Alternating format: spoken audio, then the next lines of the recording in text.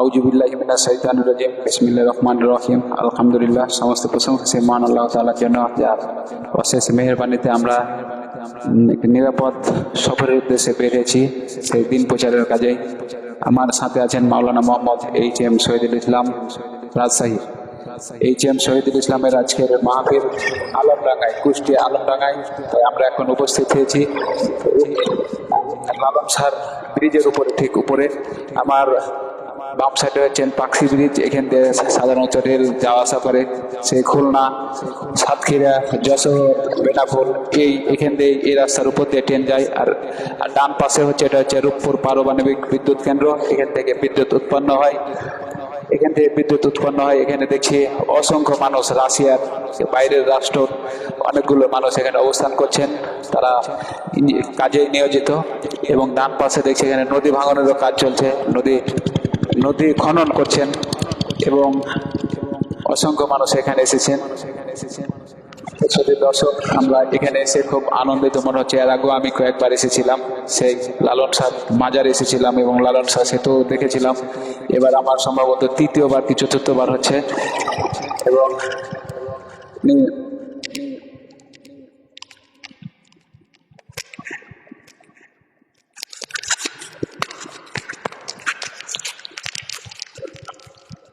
আলহামদুলিল্লাহ, আমরা এতক্ষণ সাথেই ছিলাম। আমাদের সাথে আছেন মাওলানা মোহাম্মদ এইচ.এম. শহীদুল ইসলাম রাজশাহী।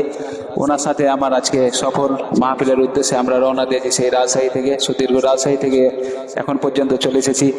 তো মাওলানা মোহাম্মদ এইচ.এম.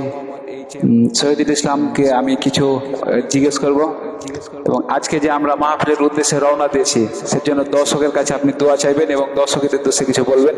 এবং আমাদের লাইভটি প্রায় রাত 9টা বা 9:30টার দিকে যখন বক্তব্য দিতে উঠবেন, আপনি দিন প্রচারের কাজে উঠবেন, তখন থেকে আবারও শুরু হয়ে যাবে। তার জন্য আপনি কিছু বলেন।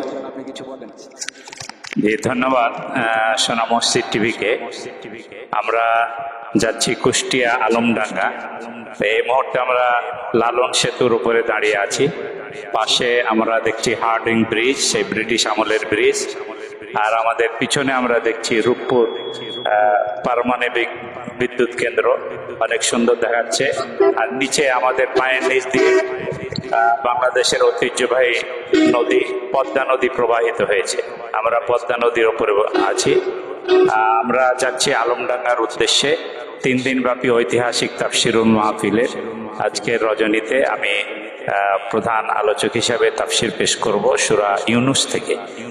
আপনাদের সকলকে আমরা আমন্ত্রণ জানাচ্ছি। রাত 9:30টায় শুরু হবে ইনশাআল্লাহ। আমরা সরাসরি লাইভে আপনাদের সাথে যুক্ত হব। আগামী এই রাত 9:30টার লাইভে আপনারা সবাই অংশগ্রহণ করবেন। সোনা মসজিদ টিভিতে সবাই সংযুক্ত থাকবেন, এটাকে সাবস্ক্রাইব করবেন এবং এটার সাথে শেয়ার করে লাইক দিয়ে সকলে সংযুক্ত থাকবেন, এই প্রত্যাশা ব্যক্ত করছি। সকলকে আন্তরিক অভিনন্দন। এবং আজকের এই আলোচনা মাহফিল এবং তাফসির মাহফিল যেন আমরা সুন্দর সুষ্ঠুভাবে আঞ্জাম দিতে পারি, কোরআনের কথাগুলো মানুষের দ্বারে দ্বারে ঘরে ঘরে প্রচার করতে পারি, সেই তৌফিক মহান আল্লাহ আমাদেরকে দান করুন। সবাই আমাদের জন্য দোয়া করবেন। আল্লাহুম্মা আমিন। আসসালামু আলাইকুম ওয়া রাহমাতুল্লাহ।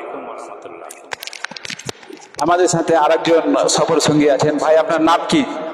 হাফেজ মোহাম্মদ তানবিন আক্তার তৌকি। আলহামদুলিল্লাহ। আপনি কি করেন?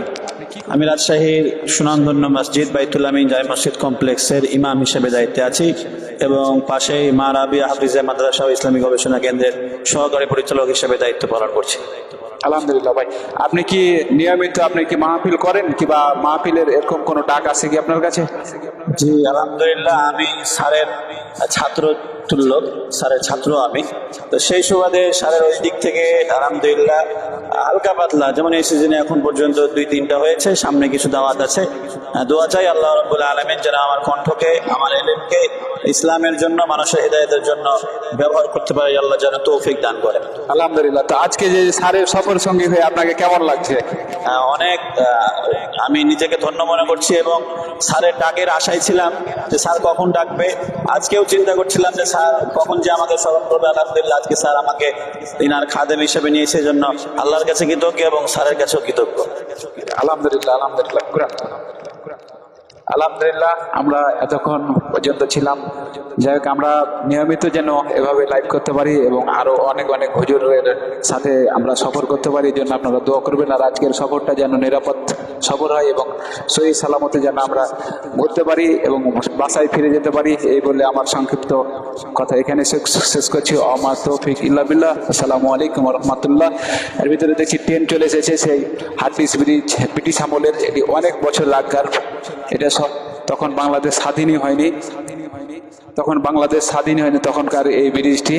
আমরা এই ব্রিজে অনেক নাম শুনেছি, কিন্তু আজকে প্র্যাকটিক্যালে কাছে এসে দেখলাম। তো যাই হোক দর্শক, আজকের মতন এখানে শেষ করছি। আমার তৌফিক ইল্লা বিল্লাহ। আসসালামু আলাইকুম ওয়া রাহমাতুল্লাহ।